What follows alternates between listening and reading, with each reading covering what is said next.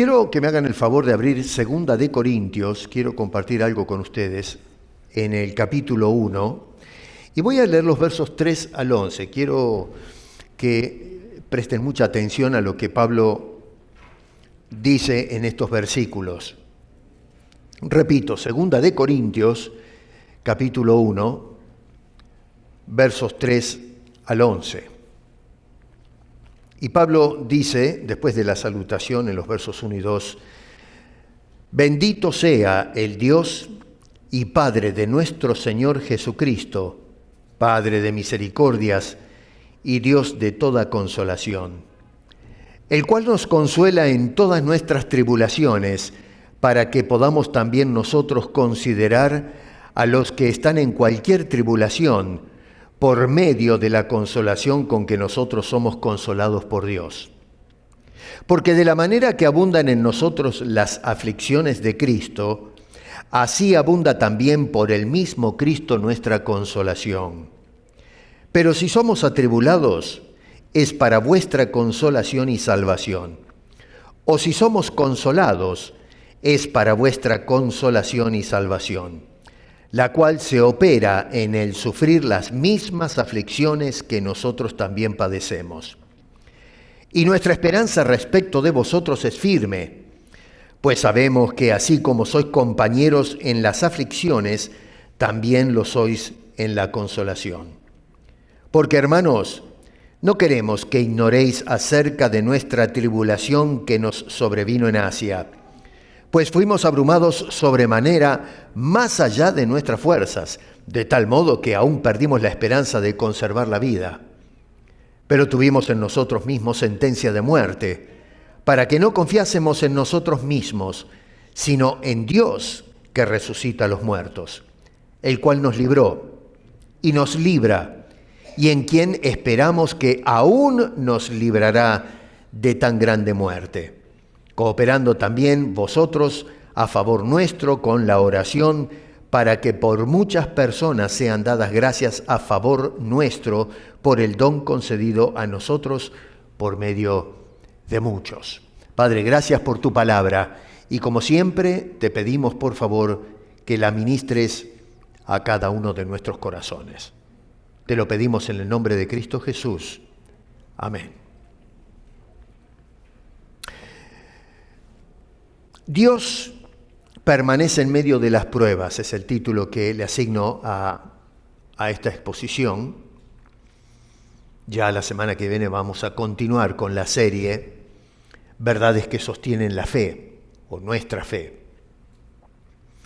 Resulta que antes de salir de viaje con el hermano Rojas, el viaje misionero que hicimos, no voy a mencionar el país porque esto se está publicando en el canal, y a veces estas cosas hay que tener cuidado debido a ciertas, no sé cómo ponerlo a esto, ¿no? Pero ciertas observaciones y problemas que pueden suscitarse si enfocamos el lente en un lugar específico. Los de casa ya saben dónde estuvimos. Y hemos estado explorando y hemos estado meditando en verdades ¿qué son las cosas que sostienen nuestra fe en Cristo Jesús? Y una de esas verdades que estuvimos contemplando es que nuestra confianza, la confianza de cada uno de nosotros, no descansa en nuestros méritos, nuestros logros o nuestras capacidades, e inclusive en circunstancias que sean favorables cuando estamos envueltos en la misión, tanto como iglesia local como también cuando salimos a hacer misión transatlántica. No, la confianza está puesta en Dios, que permanece fiel a pesar y en medio de todas las vicisitudes que a veces tenemos que encarar cuando nos alineamos no solamente con Cristo, sino que seguimos cuál es su propósito al tenernos todavía en esta tierra. La fe de cada uno de nosotros, hermano querido, se sostiene porque Dios es el Padre de misericordia y ese Dios, nos dice Pablo, que es el que permanece presente, el Dios que nos consuela cuando necesitamos a ese consuelo que nos cargue las baterías y podamos seguir adelante. Es decir, cuando nos encontramos en aflicciones como las que menciona acá este hombre de Dios, y que además utiliza estas cosas para que aprendamos a depender de Él y no de nuestros méritos o nuestros valores o nuestras fuerzas. Al escribir a los Corintios, el apóstol Pablo llama la atención que no comienza describiendo el peligro que enfrentó, que está contenido en el contexto de lo que acabo de leer, sino que arranca bendiciendo a Dios. Para mí este hombre lo que hizo es sentarse a reflexionar quietamente las cosas por las cuales había pasado. Y cuando decide sentarse para escribir a los corintios, que también encaraban problemas o tribulaciones, lo primero que hace es enfocarse a Dios y decirle gracias. Decirle gracias y bendecirlo, justamente porque vio y experimentó la presencia de Dios en medio de las circunstancias por las que había pasado. Sin embargo, cuando llega el relato de su aflicción, me llama la atención también que nos muestra la lección espiritual que produjo esa experiencia de Dios en su vida. Verso 9, noten que dice, para que no confiemos, y acá está la clave del asunto, todo esto que él pasó fue justamente para que no confiemos en nosotros mismos, sino en Dios que resucita a los muertos. Es decir, en las circunstancias difíciles por las que pasaba y podía enfrentar la muerte, este hombre confía que Dios puede resolver ese asunto. Y en cuanto a la partida biológica de este mundo, que puede ser que a lo mejor sobrevivamos a las circunstancias, pero a fin de cuentas todos vamos a morir algún día. Dios que resucitó a Cristo nos va a resucitar también a nosotros. O sea que, como decía Pablo en Romanos, somos más que vencedores.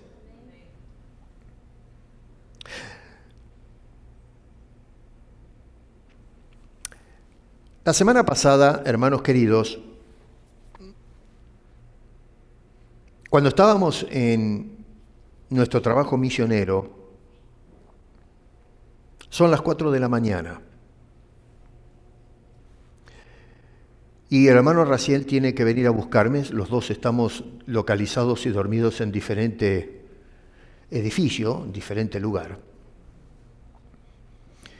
Y parte del programa es que él me venga a buscar y partir juntos a otra ciudad. Son varias horas que teníamos que trasladarnos porque teníamos un día cargado. Por lo tanto, habíamos programado que a las 4 de la mañana nos levantábamos para partir.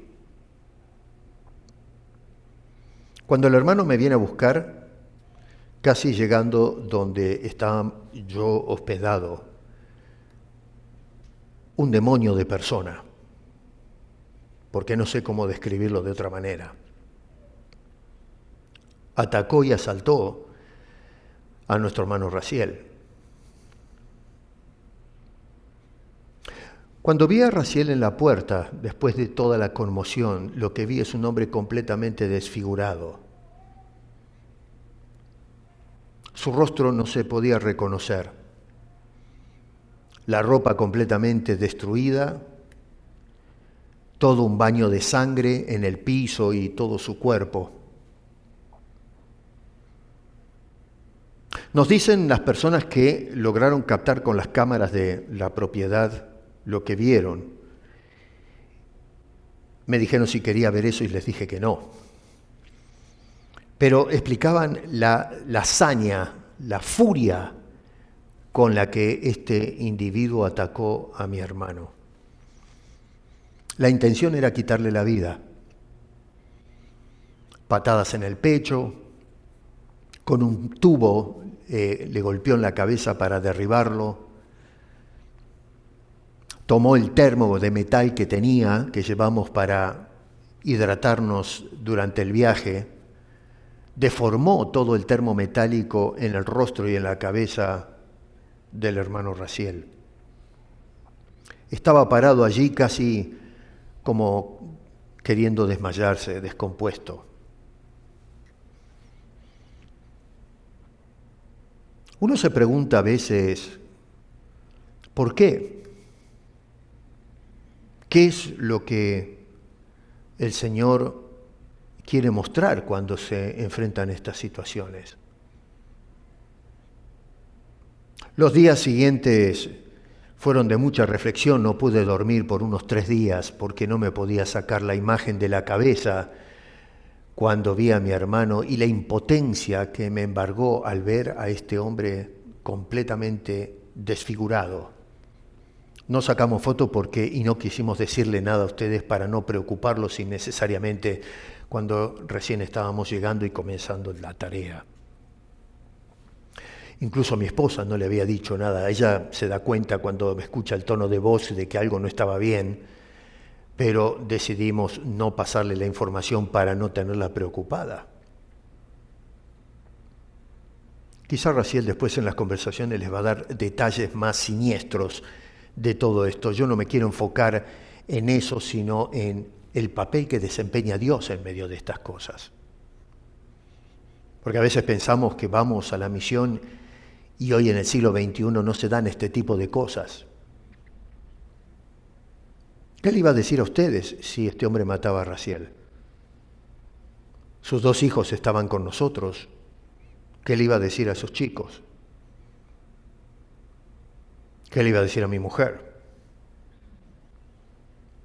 ¿Cómo iba a responder a las oraciones de todo el pueblo de Dios? ¿Qué le iba a decir a los hermanos en aquel lugar?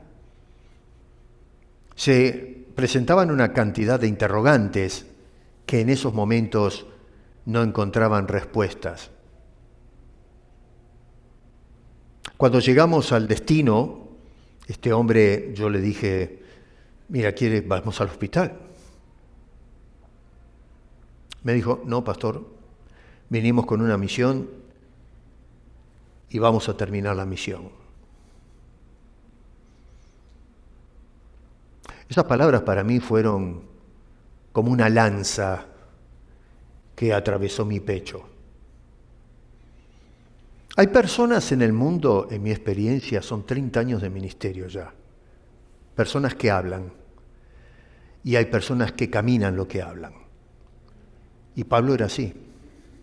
No solamente hablaba, sino que cuando se presentaba la situación, caminaba, demostraba lo que hablaba. Y esto no es elogio para el hermano, ya hemos conversado, pero hasta el hartazgo sobre este asunto, y vamos a pasar semanas y quizás meses ponderando en esto, en esta situación. ¿Qué lecciones nos quiere mostrar el Señor a nosotros y a la iglesia inclusive?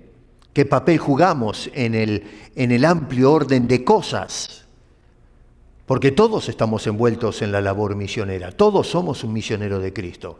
Unos apoyan desde atrás dando el empujón, el envío, y otros son los que van hacia adelante.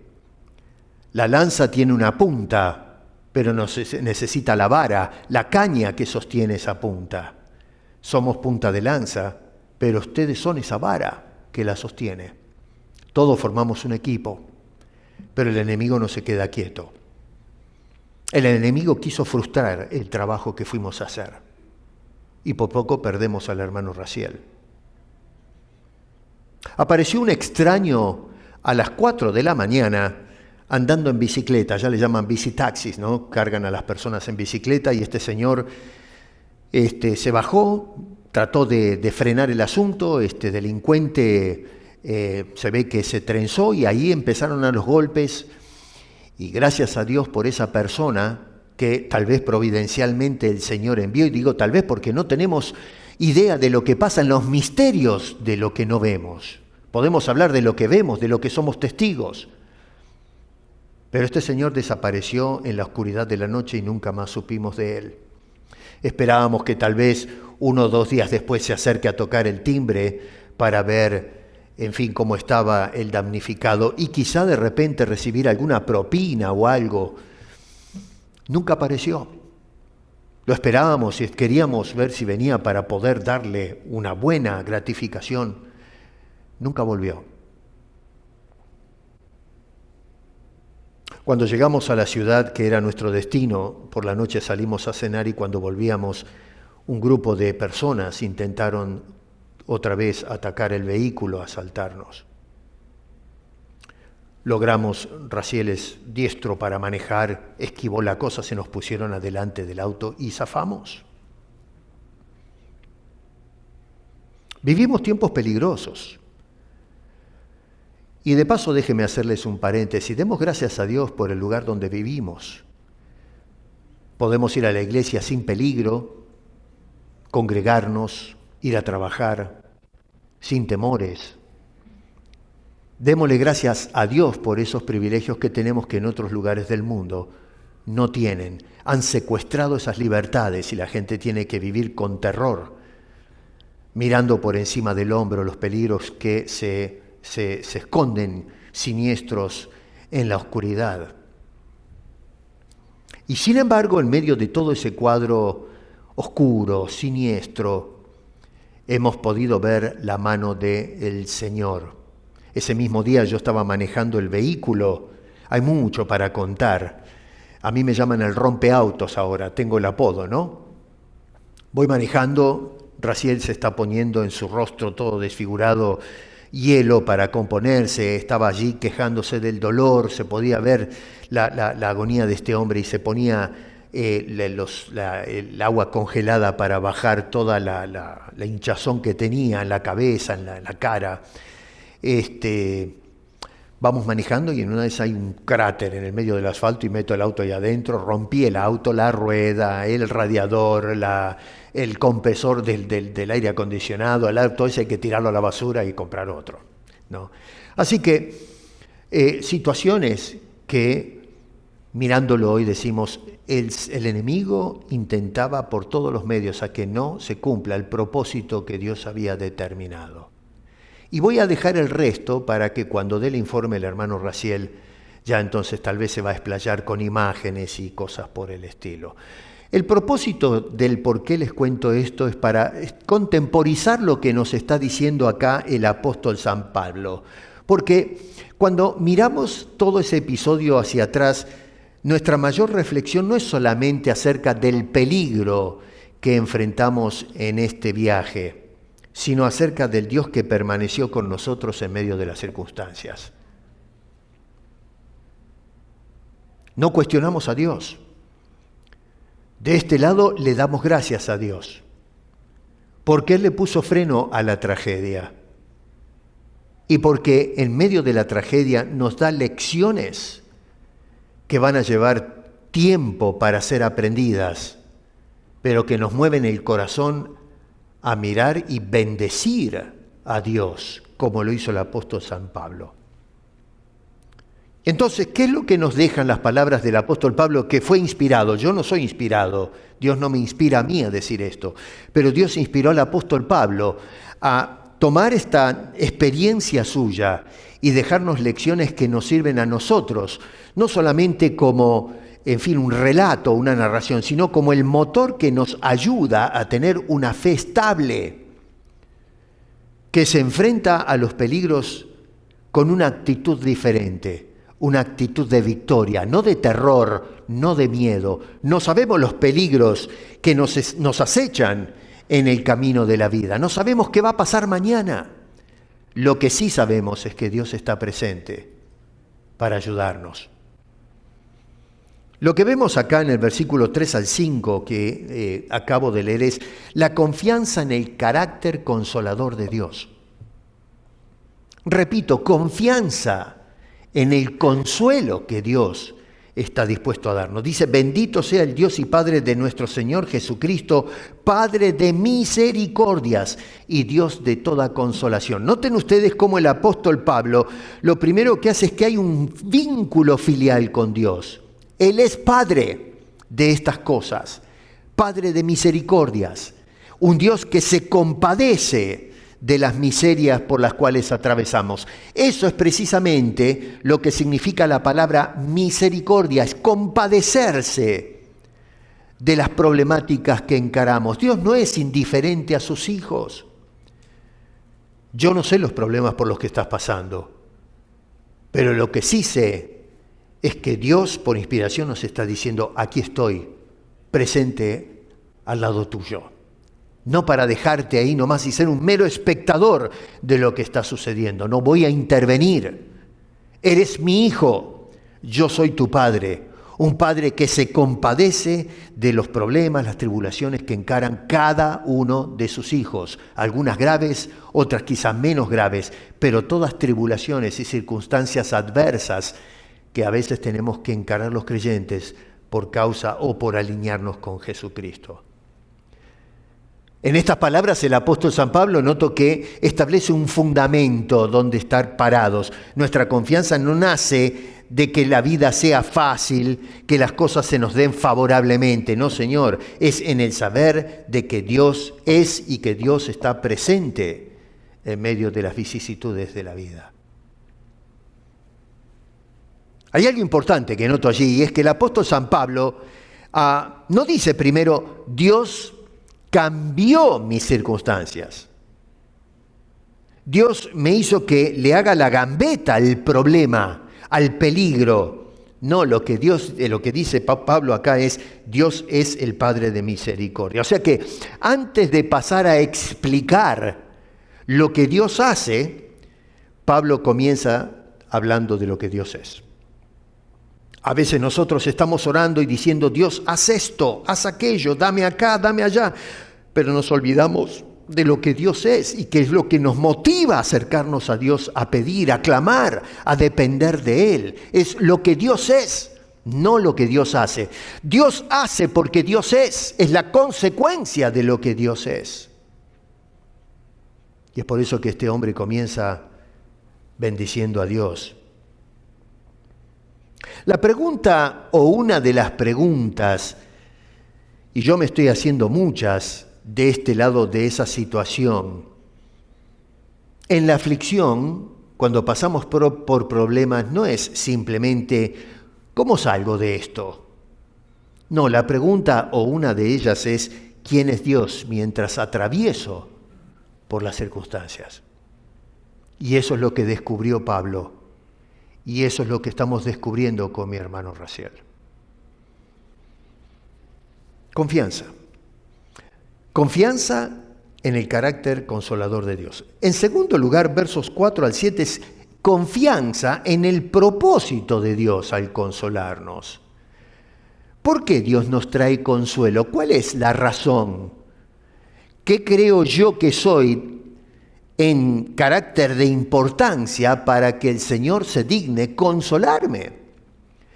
Bueno, Pablo dice, el cual nos consuela en todas nuestras tribulaciones, pero noten ahora que dice, para que podamos también nosotros consolar.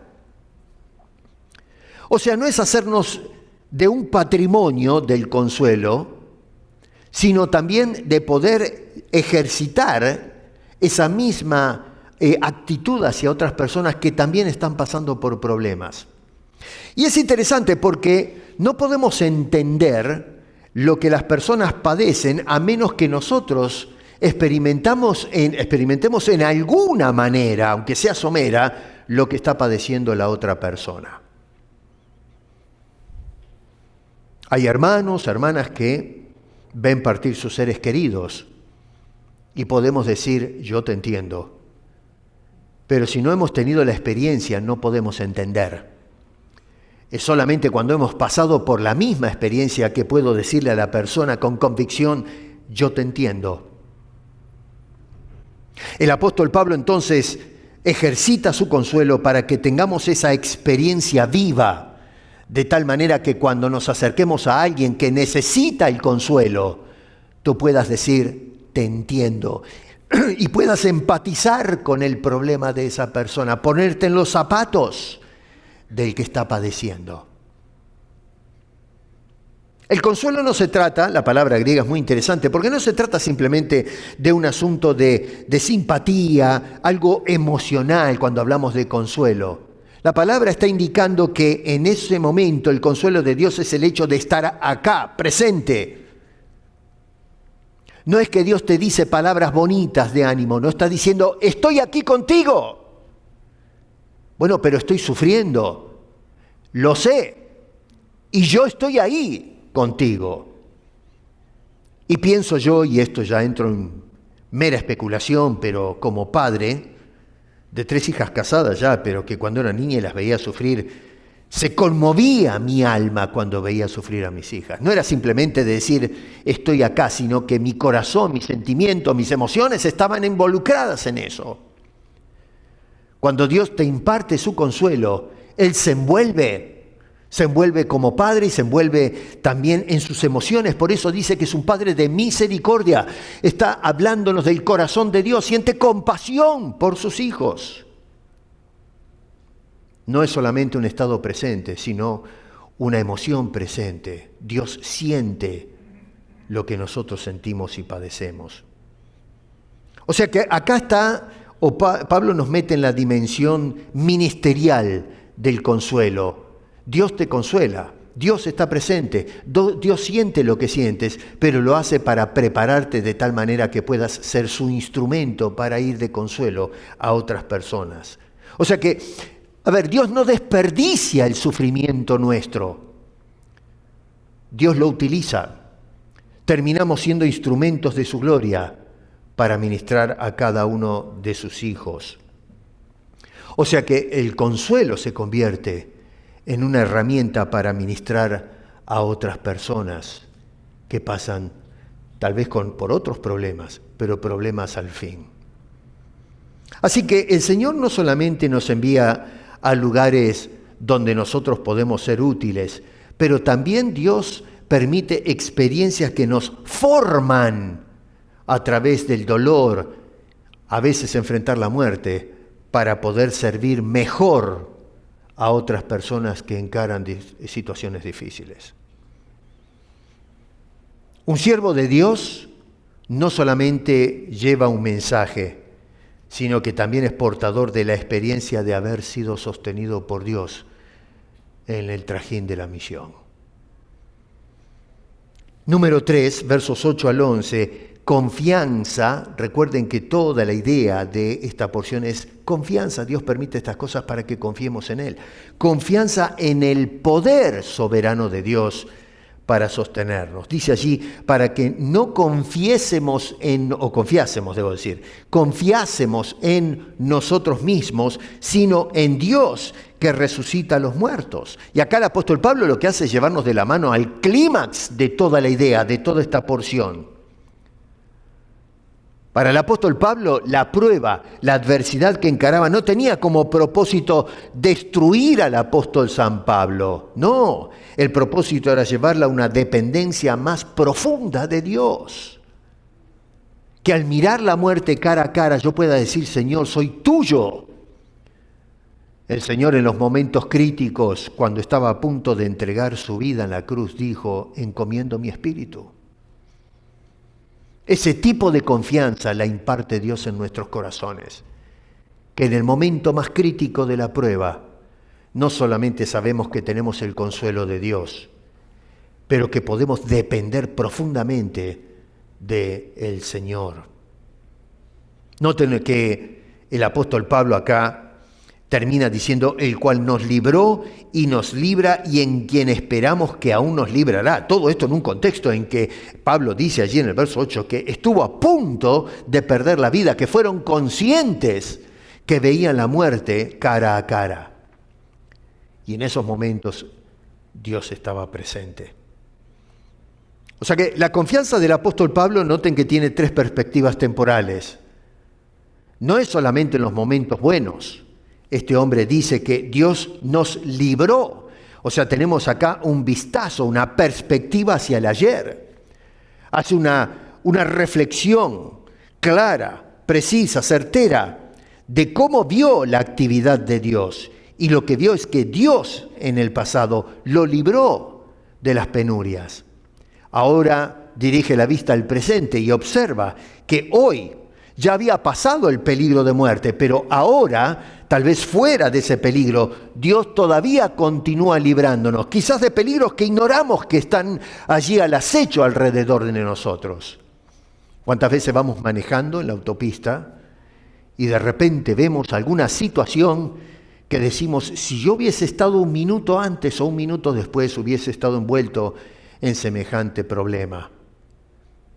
Dios nos libró Dios nos libra hoy de cosas que a veces ignoramos y luego se proyecta hacia adelante, teniendo las evidencias que Dios nos muestra. Ahora entonces inyecta la fe y dice, mirando hacia el mañana, mirando hacia adelante, Dios nos librará cuando llegue el momento. Si vienen otro tipo de problemas, otro tipo de acechos, otros desafíos, porque a fin de cuentas las pruebas son diferentes. Santiago, en el capítulo 1, que voy a hablar la semana que viene de esto, nos dice que sintamos gozos cuando nos encontremos en diversas pruebas, no en una prueba, sino pruebas que se manifiestan en diferentes momentos, diferentes circunstancias, diferentes tipos de pruebas. Y podemos contar con Dios en medio de esas situaciones. Y entonces, mirando al futuro, tenemos la seguridad que Dios, así como nos libró, así como nos libra, ese mismo Dios es el que nos va a librar mañana, cuando encaremos la próxima. Hermano querido, este es un mensaje breve, porque no tuvimos mucho tiempo de sentarnos en el escritorio. Apenas llegamos el miércoles a la madrugada, cansados, dormimos. Imagínense todo el miércoles de día y todavía estoy tratando de colectar, ¿no? de recobrar, porque sigo todavía con el peso del cansancio, porque fue un corre tremendo. Pero ¿saben lo que he sacado de todo esto? Que en medio de esa situación, las bendiciones eclipsaron por lejos esos momentos de susto. Cuando les den el informe van a ver lo que Dios hizo. Y creo que este es uno de los viajes en que hemos visto la bendición de Dios. Y no digo con esto que no hemos visto antes la bendición, porque siempre hablamos de lo que Dios ha hecho, pero en esta situación, quizá matizado por esta prueba que tuvimos, no sé, pero nuestra vista se hizo más aguda en ver en los pequeños detalles. No se nos escapaban las menudeces, las cosas pequeñas donde veíamos la mano de Dios. A veces esas cositas se nos escapan porque, en fin, nos concentramos en las cosas más grandes que hace Dios. Pero esto nos ayudó a ajustar el lente y mirar con curiosidad cada detalle para ver la mano de Dios manifestándose en todo eso.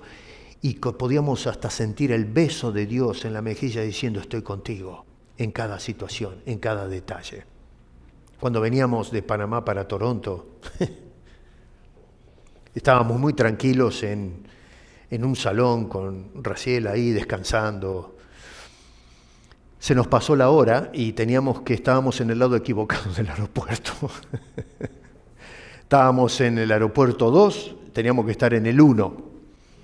Resulta que cuando nos levantamos para ir a buscar el lugar y subir al avión, estábamos en el otro lugar de puerto y un señor pasó con esos carritos que andan ahí por el aeropuerto, ¿no? Y nos dice, ¿a dónde van? Vamos a tal lugar, a la puerta 107. Dice, pero eso es en el otro aeropuerto, en el otro, ¿cómo se llama?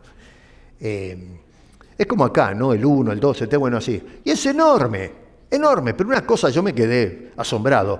Y cuando empezó a manejar este hombre y corría ahí en el aeropuerto, le digo a Raciel, no hubiésemos llegado jamás de los jamases a arribar a ese avión. Nos hubiésemos quedado varados en Panamá, a ver cómo nos arreglamos. Así que llegamos justo cuando ya la gente estaba subiendo al avión. Sí, esos son pequeños detalles, cositas así del momento. Este hombre salió de la nada, no le pedimos que nos lleve, pero dice, súbanse que yo lo llevo. Y claro, el hombre conoce el aeropuerto y sabía que íbamos a tardar un montón para llegar, que se nos iba el avión. Cosas de ese tipo que hoy permite que estemos acá con ustedes.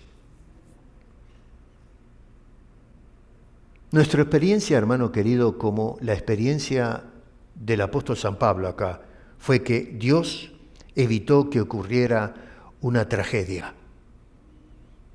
Este hombre fue con toda la intención de matar y Dios evitó eso. Pero sin embargo, aunque Dios evitó la tragedia, hoy podemos hablar de algo que es mucho más profundo que eso.